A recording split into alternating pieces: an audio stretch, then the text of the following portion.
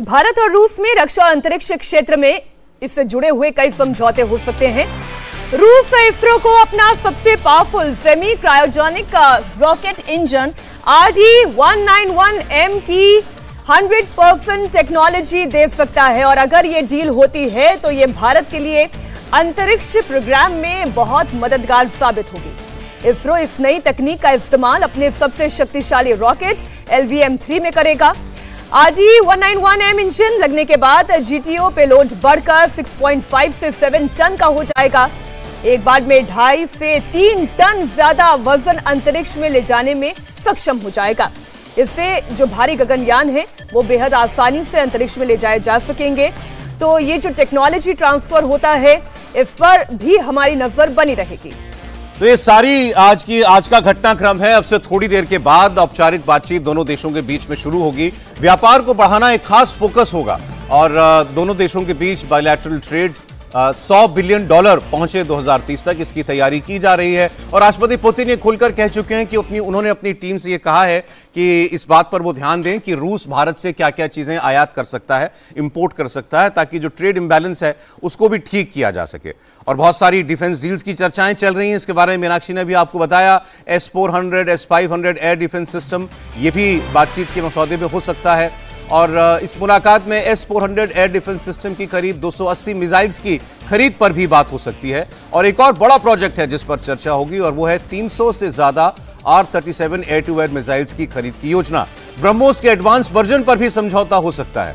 मौजूदा ब्रह्मोस की रेंज 290 से 450 किलोमीटर है, जबकि नए वर्जन की रेंज 900 किलोमीटर से 1500 किलोमीटर के बीच है। अब आप ये देखें, जो पिछला ही वर्जन था उससे पाकिस्तान ऐसे थर-थर कांपने लग गया था और अब जब इसका एडवांस वर्जन होगा तो पाकिस्तान की भी नजर है आज की इस मिनट टू मिनट मीटिंग पर, जो लगातार आप इंडिया टीवी पर देखते रहेंगे। भारत और रशिया के बीच में क्या डिफेंस डील होती है, ये रिश्ता कितना और गर्मजोशी के साथ आगे बढ़ता है। और इस वक्त क्योंकि मल्टीपोलर वर्ल्ड ऑर्डर की हम बात करते हैं तो यहाँ पर भारत और रूस का ये साथ बाकी देशों के लिए कितनी बड़ी चिंता का सबब हो सकता है, इन सभी मुद्दों पर आज विश्लेषण हमारा जारी रहेगा। दिल्ली से हमारी साथी विजय लक्ष्मी हमें ज्वाइन कर रही हैं। एक बार उनसे हम समझ लेते हैं कि आगे क्या क्या कार्यक्रम रहने वाला है। राष्ट्रपति पुतिन का भी, प्रधानमंत्री मोदी का भी, और दोनों देशों के बीच बातचीत जो द्विपक्षीय है वो कब और कहां शुरू होगी। विजय लक्ष्मी।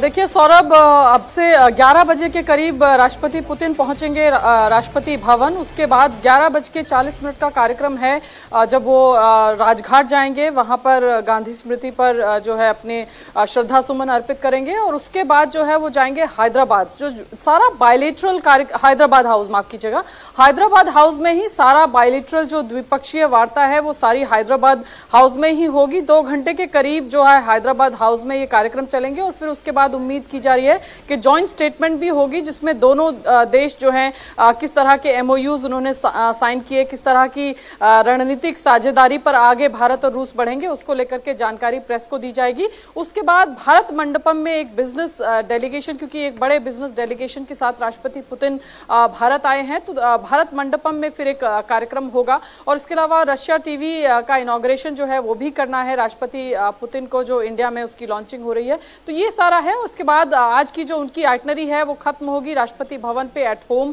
बैंकेट है जो राष्ट्रपति होस्ट करेंगी उनके सम्मान में रूस के राष्ट्रपति के, और लगभग 9 बजे के करीब राष्ट्रपति पुतिन जो है वो भारत से रूस के लिए रवाना हो जाएंगे। अब अगर इस विजिट की बात करें, ये जो एनुअल समिट है, 23वां एनुअल समिट है, ये इकोनॉमिक टाइज के लिहाज से जो है बेहद अहम माना जा रहा है, क्योंकि 2030 तक भारत और रूस चाहते हैं कि उनका जो ट्रेड का जो वॉल्यूम है वो बढ़कर के $100 बिलियन पहुंच जाए। अभी 63 बिलियन के करीब का ट्रेड वॉल्यूम है दोनों देशों के बीच में, लेकिन ये लॉपसाइडेड है क्योंकि रशिया हमें एक्सपोर्ट ज्यादा करता है और हम रशिया को बहुत कम एक्सपोर्ट करते हैं। तो इस विजिट में कोशिश ये की जाएगी कि जो ट्रेड डेफिसिट है दोनों देशों के बीच में उस दूरी को पाटा जा सके, क्योंकि बहुत बड़ी खाई है ट्रेड की जहां तक दोनों देशों की बात है। तो इसमें कोशिश भारत की यही रहेगी कि फार्मास्यूटिकल, हेल्थ केयर में फार्मास्यूटिकल का जो सेक्टर है वो खोले।